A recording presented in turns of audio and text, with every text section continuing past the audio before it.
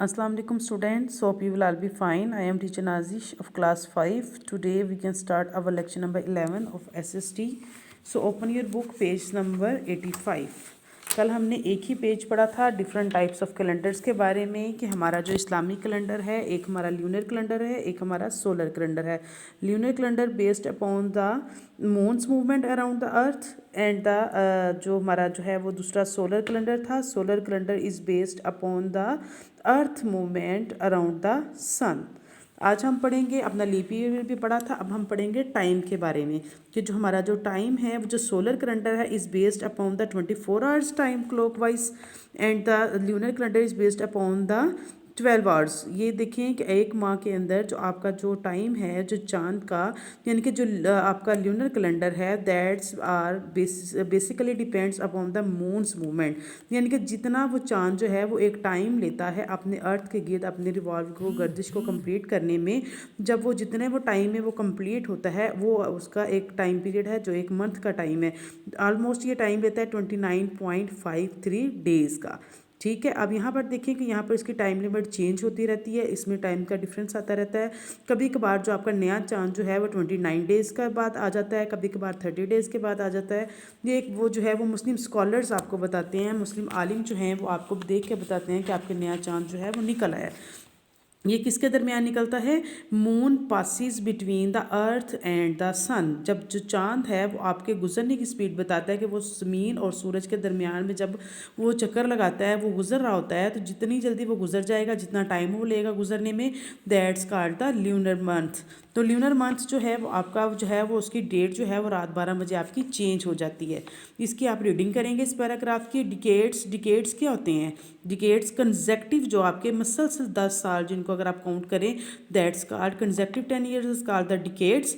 Consecutive 100 years is called the century and the consecutive 1000 years is called the millennium. ठीक है. ये आपका क्या है? मिलीनियम. यानी कि जो आपकी कंसेक्टिव 10 ईयर्स हैं दैट्स कॉल्ड, ये देखें ना, ये फर्स्ट सेंचुरी है जिसके अंदर 10 ईयर्स, 50 ईयर्स, 100 ईयर्स. फिर सेकंड सेंचुरी आपकी स्टार्ट हो जाती है. जब 100 ईयर्स आपके कंप्लीट होते हैं तो इट्स मीन कि आपकी एक सेंचुरी कंप्लीट हो जाती है. Consecutive 100 years are called the century, consecutive 1000 years is called the millennium. अब आगे देखिए कि हाउ पाकिस्तान वाज क्रिएटेड, कि पाकिस्तान क्यों बना, कौन सी ऐसी चीज़ें थी जिसकी वजह से पाकिस्तान जो है वो अब पाकिस्तान दुनिया के नक्शे पर जो है वो हुआ, क्यों देखा गया कि पाकिस्तान के बनने की ज़रूरत है. अब यहाँ पर देखें कि सबसे पहले जो थे मुसलमान हुक्मरान थे, जाके जैसा कि आप लोगों ने मुग़ल एम्पायर्स के बारे में पढ़ा, मुग़ल एम्परर्स आपने पढ़े थे 4 क्लास के अंदर कि हमारे जो मुग़ल एम्परर्स थे, जो हमारे मुग़ल बादशाह थे जिन्होंने पूरे सब कॉन्टिनेंट के ऊपर इतनी हुकूमत की थी, लेकिन जब वो अपनी अय्याशी में या जो अपनी वो जवाल की तरफ क्यों आए थे? क्योंकि उन्होंने हुकूमत की तरफ या अपने दूसरे जो हुकूमत थी या दूसरे जो उनके ज़िम्मेदारियाँ थी उनको छोड़ के वो अपनी ऐशो इशरत वाली ज़िंदगी में पड़ गए, तो उन्होंने जो है उनका जवाल शुरू हो गया, जिसकी वजह से पाकिस्तान जो है वो हमारे पे दूसरे लोग जो है वो मुसल्लत होना शुरू हो गए.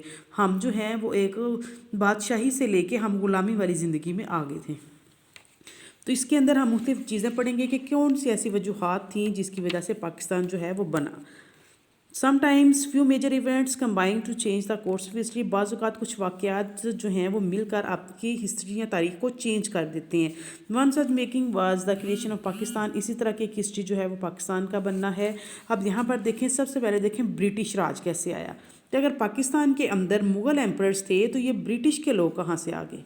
ये बरतानिया के जो लोग थे, जो अंग्रेज़ थे, वो पाकिस्तान के अंदर कैसे आए? पाकिस्तान के अंदर तो सिर्फ मुसलमान और हिंदू रह रहे थे. मुसलमान जो थे वो मुग़ल एम्परर्स थे, हिंदुओं के साथ उनके ताल्लुकात थे, हिंदू वहाँ पर रह रहे थे उनके साथ, लेकिन ब्रिटिश के लोग तो वहाँ नहीं थे. ये कैसे आए?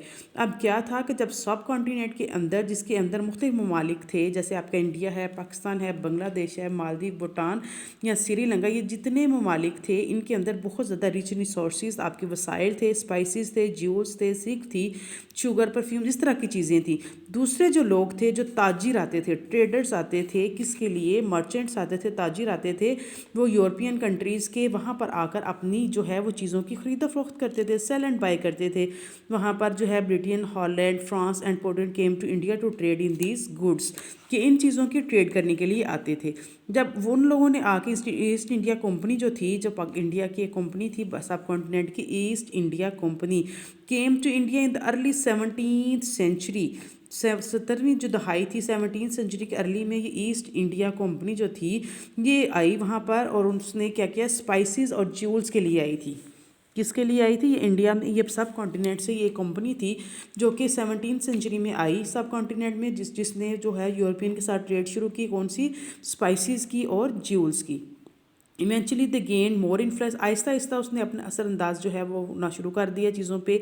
इन्होंने प्रॉपर्टी ख़रीदनी शुरू कर दी इंडिया के अंदर, and their power to influence the locals, और आज जो दूसरे रहने वाले जो लोग थे उनके ऊपर अपना असर रखना शुरू कर दिया, असर रसूख रखना शुरू कर दी। East India Company acting as a peaceful trading company over had an army in India, यानी कि पाकिस्तान जो सब कॉन्टिनेंट था बड़े सगीर के अंदर, ईस्ट इंडिया कंपनी जो थी वो एक पावरफुल कंपनी बन गई, क्योंकि वो क्या थी, वो ज़्यादा से ज़्यादा ट्रेडिंग कर रही थी।